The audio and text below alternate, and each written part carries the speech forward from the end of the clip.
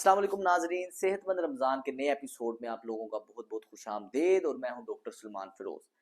नाजरीन, नबी अकरम सल्लल्लाहु अलैहि वसल्लम का फरमाने आलिशान है, बेशक नमाज में शिफा है। क़यामत वाले दिन सबसे पहले नमाज के बारे में पूछा जाएगा और नमाज को सैयदुल इबादत भी कहा जाता है। नमाज के बहुत ही ज़्यादा रूहानी फ़वाइद तो हैं, लेकिन क्या आप लोग जानते हैं नमाज हमारे फिज़िकली हमारे लिए बहुत ही ज़्यादा फ़ायदेमंद है। हमारे जिस्मानी तौर पे हमें बेहतर रखने में, हमारी सेहत को बेहतर रखने में नमाज का बहुत ही ज़्यादा किरदार है। तो आज के इस सेशन के अंदर हम जानेंगे कि नमाज के कौन कौन से जिस्मानी फ़वाइद हैं और तिबी फ़वाइद नमाज के कौन से हैं। और इस एपिसोड के एंड में आप लोगों के लिए एक हेल्थ चैलेंज भी है, तो इसको एंड तक लाजमी देखिएगा।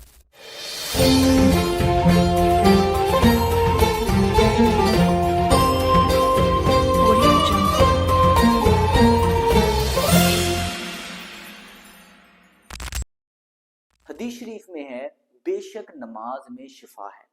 नमाज एक मोमिन को रूहानी फ़वाइद के साथ साथ जिस्मानी सेहत का भी एक मुकम्मल पैकेज प्रोवाइड करती है, पैकेज मुहैया करती है।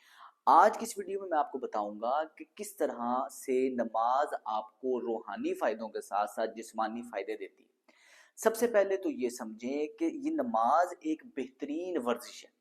वर्जिश किस तरह है कि आपके जिस्म के सारे जोड़ इसके अंदर बराबर की शिरकत करते हैं, इसमें मूवमेंट आती है और मुसलसल होने वाली एक वर्जिश है। दूसरे नंबर पे नमाज आपके कोलेस्ट्रोल लेवल को कम रखने का भी एक बेहतरीन जरिया है। वो किस तरह? अगर आप नमाज की तरतीब को समझें, फजर, असर और मगरिब वो वाली नमाज है जिसके अंदर आपकी रकतें कम होती हैं और ये नॉर्मली उस टाइम पे पढ़ी जाती है जब आपका मैदा अमूमन खाली होता है, फजर के टाइम, असर के टाइम, मगरिब के टाइम। अल्लाह पाक जानता है कि जो आपका जोहर और आपकी इशा का टाइम है, ये वो वाला टाइम है जिसके अंदर आपने नॉर्मली जोहर के टाइम लंच किया होता है और इशा के टाइम आपने कुछ खाया होता है। तो इसकी रकतें ज़्यादा इसलिए भी हैं कि आपकी खुराक मुकम्मल तरीके से हजम हो सके और खुराक के बोझ की वजह से आपका कोलेस्ट्रॉल लेवल ना बढ़ सके।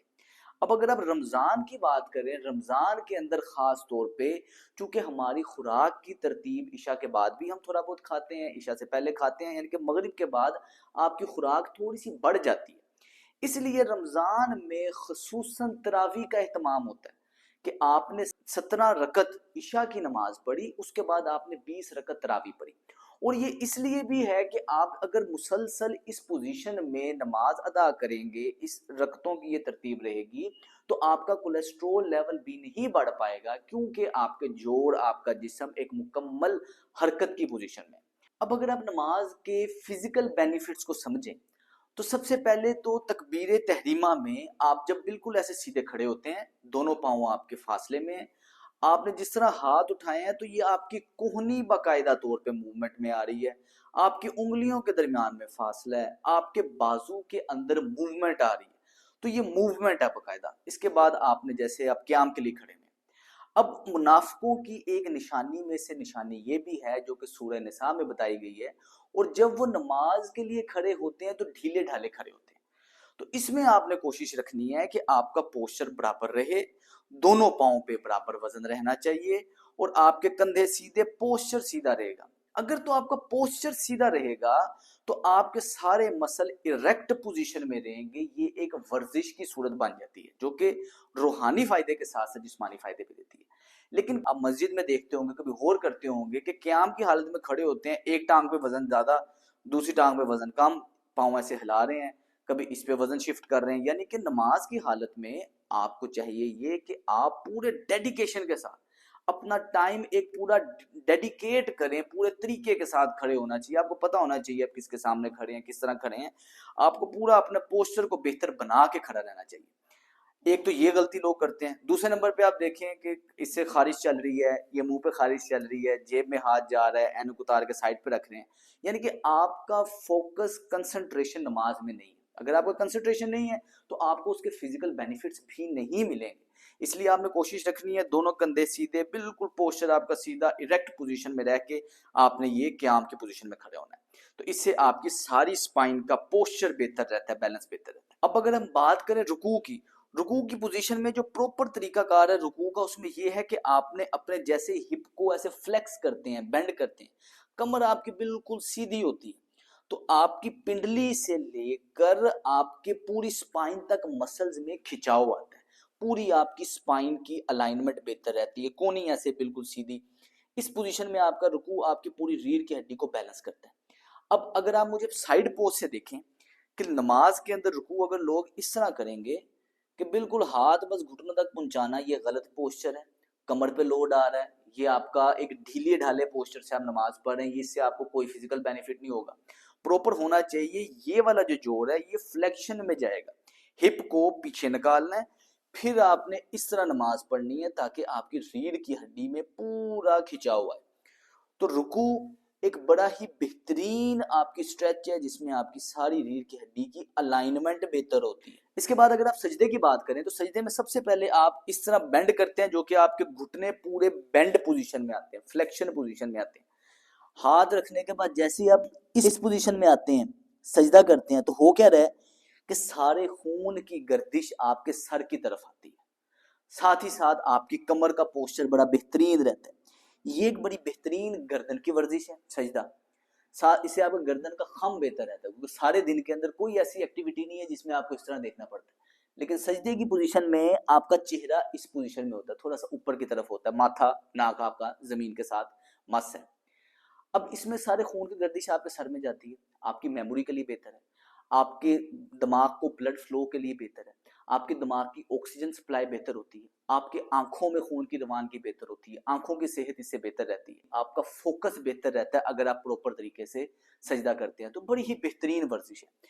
अब सजदे से जब आप वापस आते हैं, तशहुद की हालत में जब आप बैठते हैं, तो ये बड़ी ही बेहतरीन आपके घुटने के अंदर सारे दिन में, अगर आप नमाज नहीं पढ़ रहे, कोई मॉडर्न लाइफस्टाइल में ऐसी एक्टिविटी नहीं है जिसमें घुटने आपके पूरे फोल्ड होते हैं, सिर्फ और सिर्फ नमाज में आपके घुटने पूरे इस तरह बेंड होते हैं।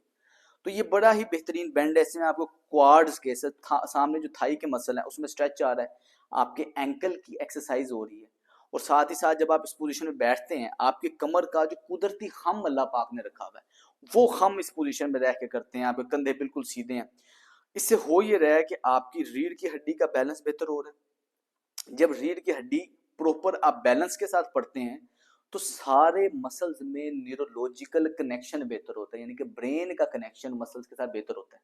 लेकिन यही अगर आप ढीले होकर ऐसे बैठेंगे, तो कभी ऐसे टांग पे हाथ फेर रहे हैं, कभी दाढ़ी को ऐसे खारिश कर रहे हैं, कभी बाल को ऐसे सेट कर रहे हैं, तो वो आपका न्यूरोलॉजिकल कनेक्शन ही नहीं बन पाएगा, आपका अपने आप से राब्ता नहीं बन पाएगा। तो इसलिए आपको चाहिए ये कि बिल्कुल आपने इरेक्ट पोजीशन में इस तरह आपने तशहुद की हालत में बैठना है। अब तशहुद के बाद जब हम नमाज में सलाम फेरते हैं, पूरी आपकी नेक की मूवमेंट होती है, नेक की मोबिलिटी होती है। फिर जब दूसरी तरफ सलाम फेरते हैं, पूरी नेक की मोबिलिटी होती है, गर्दन की वर्जिश आती है, सजदे में गर्दन ऊपर नीचे मूव हो रही है, नमाज में इधर सलाम फेरते हुए दाएं बाएं मूव हो रही है, यानी कि हमारे जिस्म के सारे जोड़ प्रॉपर तरीके से हिल रहे हैं।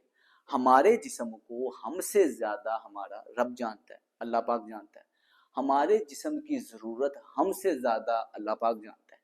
इसलिए नमाज की तरतीब, आपके रक्तों की तरतीब, और इसके अंदर जो आपकी मुशक्क़त है मुसलसल रोज़ाना की बुनियाद पे दिन में 5 मरतबा आप पे जो नमाज फ़र्ज़ है, उसका फ़ायदा ये होता है कि आपका ब्लड फ्लो बेहतर रहता है, सारे जिस्म में, टांगों में, सारे जिस्म में ब्लड फ्लो बेहतर रहता है, आप एक्टिव रहते हैं, आप सेहतमंद रहते हैं, आपका मेंटल फोकस बेहतर रहता है, आप शार्प रहते हैं, आपका डिसीजन मेकिंग स्किल बेहतर रहता है। और ये सब तब होगा जब आप प्रॉपर एंगल के साथ, प्रॉपर सीधे रहकर सही तरीके के साथ नमाज पढ़ेंगे। लेकिन जैसा मैं आपको वीडियो के पहले हिस्से में बता चुका हूँ, कुरान शरीफ में सूरह निसा में आया है कि जो आपके मुनाफिक थे, मुनाफिक की एक निशानियों में से एक निशानी ये है कि जब वो नमाज के लिए खड़े होते हैं तो ढीले ढाले खड़े होते हैं। इसलिए आप नमाज में अगर इसका जिस्मानी फायदा हासिल करना चाहते हैं तो आपको चाहिए कि अपने पोस्चर को बेहतर बनाएं और अपनी सेहत को बेहतर बनाएं। चलते हैं अपने अगले segment tip of the day की तरफ।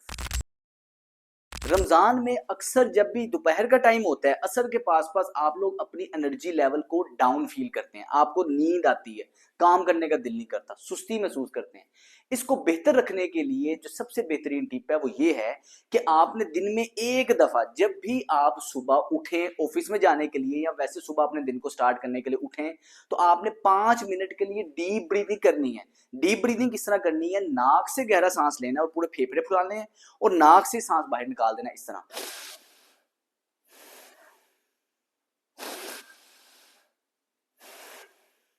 5 मिनट के लिए अगर आप रोजाना इस तरह सांस लेंगे तो इससे आपकी ऑक्सीजन लेवल बढ़ता है, आपका नाइट्रिक ऑक्साइड की प्रोडक्शन बढ़ती है, आपके एनर्जी रिजर्व्स बेहतरी की तरफ रहते हैं। और कुछ दिन आप करेंगे, आप देखेंगे कि आपका सारा दिन फ्रेश, एनर्जाइज्ड, एक्टिव रहेगा और आप मेंटली क्लियर रहेंगे, क्योंकि आपके दिमाग को ऑक्सीजन सप्लाई बेहतर मिकदार में मिल रही होगी, तो आपका फोकस, आपकी अटेंशन, आपकी एनर्जी बेहतरी की तरफ रहेगी। इस टिप को अपने रूटीन के अंदर लाजमी ऐड करें। नाजरीन, हमारी रोजमर्रा जिंदगी में मौजूद बुरी आदत को छोड़ने के लिए जो आइडियल टाइम है वो रमजान करीम का टाइम है। क्या आप लोग जानते हैं कि मोबाइल फोन हमारी रोजमर्रा जरूरत का एक हिस्सा तो बन चुका है, लेकिन इसकी वजह से हमारा कोग्निशन, आपका मेंटल हेल्थ और आपका डिसीजन मेकिंग बहुत ही ज्यादा हद तक मुतासिर भी होती है। अगर आप देखें कि जो मोबाइल फोन का इस्तेमाल हम लोग आजकल कर रहे हैं, हम वॉशरूम में भी मोबाइल को इस्तेमाल करते हैं, हम बेड में भी इस मोबाइल को इस्तेमाल करते हैं, खाना खाते हुए भी देखते हैं, ड्राइव करते हुए मोबाइल को इस्तेमाल करते हैं, गो के इसकी हमें एक लत लग चुकी है। अब मोबाइल फोन का जरूरत के तहत इस्तेमाल तो एक नॉर्मल है, लेकिन जिस तरह हम इसको इस्तेमाल कर रहे हैं कि इसके बगैर हमारा गुजारा ही नहीं होता, तो इस बुरी आदत को छोड़ने के लिए आइडियल टाइम रमजान है। अब हमने करना क्या है? एकदम से नहीं इसको छोड़ना, थोड़ी थोड़ी टिप्स आपने अपने रूटीन के अंदर ऐड करनी, थोड़ी थोड़ी चेंजेस आपने ऐड करनी। सबसे पहले तो कोशिश करें कि वॉशरूम जाते वक्त, खाना खाते वक्त और सोने से पहले और उठने के बाद 1 घंटा आपने मोबाइल को इस्तेमाल नहीं करना। और कोशिश करें दिन का कोई ऐसा टाइम सेट करें जिसके अंदर आपने मोबाइल फोन को इस्तेमाल नहीं करना। और मसाजिद में खास तौर पे बजाय कि आप मोबाइल को साइलेंट करें, आपने मोबाइल को टर्न ऑफ कर देना, ताकि किसी किस्म का नोटिफिकेशन, किसी किस्म का आपको मैसेज रिसीव ही ना हो और आप डेडिकेशन के साथ अपनी इबादत को कर सके। 30 दिन के लिए आप इस चैलेंज को लें और 30 दिन के बाद आपकी प्रोडक्टिविटी भी बढ़ेगी, आपकी मेंटल हेल्थ भी बढ़ेगी, आपका मूड, आपका कोग्निशन, आपका डिसीजन मेकिंग, सारा कुछ बेहतरी की तरफ रहेगा। तो ये था जी आज का एपिसोड। उम्मीद करता हूँ आपको पसंद आया होगा। मिलते हैं नेक्स्ट एपिसोड में। अस्सलाम वालेकुम।